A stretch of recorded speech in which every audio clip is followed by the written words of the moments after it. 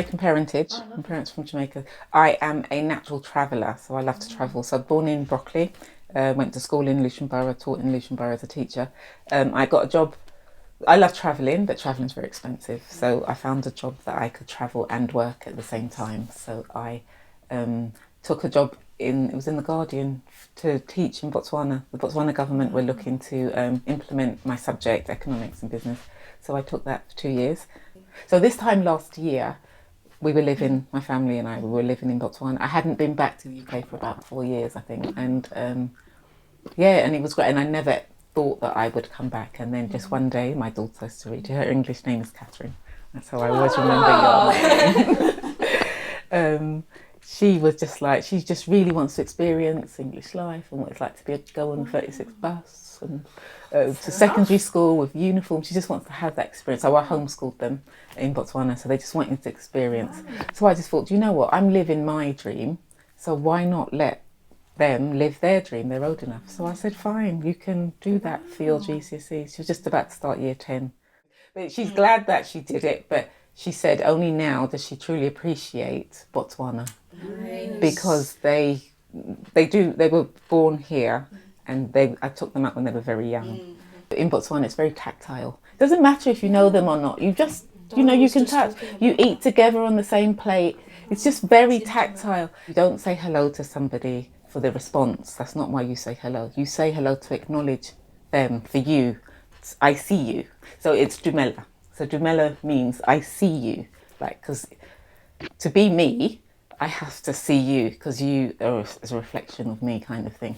I met my husband out there, and so of course he was just like, oh, you're from England, it must be so wonderful and great because England's the Mecca. Let's go back there when the contract finished. And I did say, you don't want to do that, but he was like, no, because then we, be advanced and all of that. And I think it took him about 18 months, and then baby number 2, because we had our children very quickly, he was like, oh my gosh, what kind of humanity do these people? No, you can't raise children here. It's not for raising children. And then promptly shipped us back to Botswana. And it was because of that. It was it was just the way children live together. So he really felt that England's amazing and great, the first world, but it is not great for teaching the fundamentals of humanity and understanding that I need you in order for me to exist. And he was really afraid that when you live in a culture that doesn't have that as their basis, you will grow up thinking that that's normal, and he didn't want to normalize that behavior. They use a local word, a Setswana word called botho, B-O-T-H-O, which I understand is Ubuntu. It's that being of, I cannot exist without you. So I am because you are. I am because you are. That's basically, I think, that was the translation that I was happy with. And so how does that play out in everyday? It means, like, standard, you are not allowed to eat if everybody's not satisfied. Like, you have to offer the food and share. And it's a common practice to eat from the same plate, which was difficult for me to get with. But yeah, that's Ubuntu. Making sure everybody's eating. And Ubuntu is just really not being selfish. It's just not being selfish. It's just considering the other person.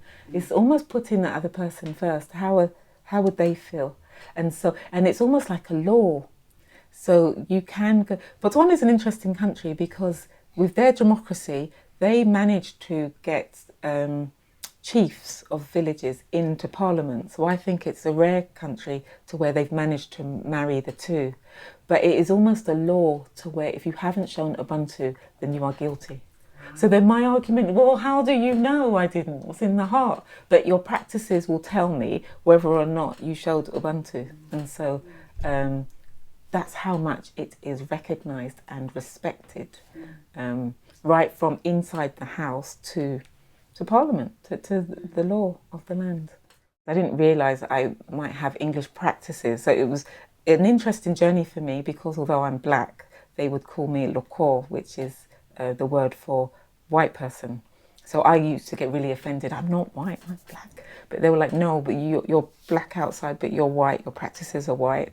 And Only when when they heard me talk, they would say, "Oh, it's because you're Lekor." So I'd be like, "What do you mean?" "Because you're not acting with Ubuntu." "No, but how so?" And then they would explain it through. So white people get a pass because of their culture. It's not expected that. But I used to get a really hard time because I might do something that wasn't showing Ubuntu, and the first question is always, "Where are your people from? What village are you from? How so? What kind? Where are you? Where are your people from? How you can do that?" But I learned very quickly. I think I've done quite a good job of adopting a lot of the practices. That wasn't too far removed from traditional Jamaican practices, which I guess goes back to West African practices, because that's where Jamaicans usually come from. So it wasn't. So it almost felt like I was coming home, because it was natural for me to make. Maybe it's a mothering thing, to make sure everybody's eaten if I'm cooking, or just to look out for people. And it's definitely something a mother would want her child to prioritise, make sure everybody's okay. Everybody has that understanding of home and looking out for each other. And it's that sense of responsibility, because the first question is, where do you come from? Because everybody knows everybody. Go back to the home village. You have a sense of accountability. So it's only now, like, crime is really going up. And that's because we're losing that sense of accountability. You can be in the city and be there for 10 years and never gone home, or 15 years, and you don't have that sense of, it's not a thing anymore. I've seen it in the time I've been there, to ask somebody, where are they from? It doesn't mean anything now, more and more. People don't want an individualistic culture. They do not. They want the perks of it, maybe, or they want it sometimes, but we can't have that and can't have both. And so I think ultimately, the Western world will come back around to, that doesn't serve us, that doesn't benefit us. Let's go. Like, I tell stories in Botswana of people in the UK have died and have not been discovered for a week or two. And they say it's impossible. It's absolutely, I'm making it up. And I'm like, no, there's such a thing as loneliness, where old people will die and they say it's impossible, because where's their neighbour? Where's their family? Not the family's moved away. Well, the family wouldn't move away if they know that they just cannot understand the concept of that life giver dying of old age. It's and I think we will get there. It's an advanced concept now, but it's the oldest concepts, and just like everything else, we'll go back round to understanding it's in our interest. It serves us best to look after others so that we can be looked after.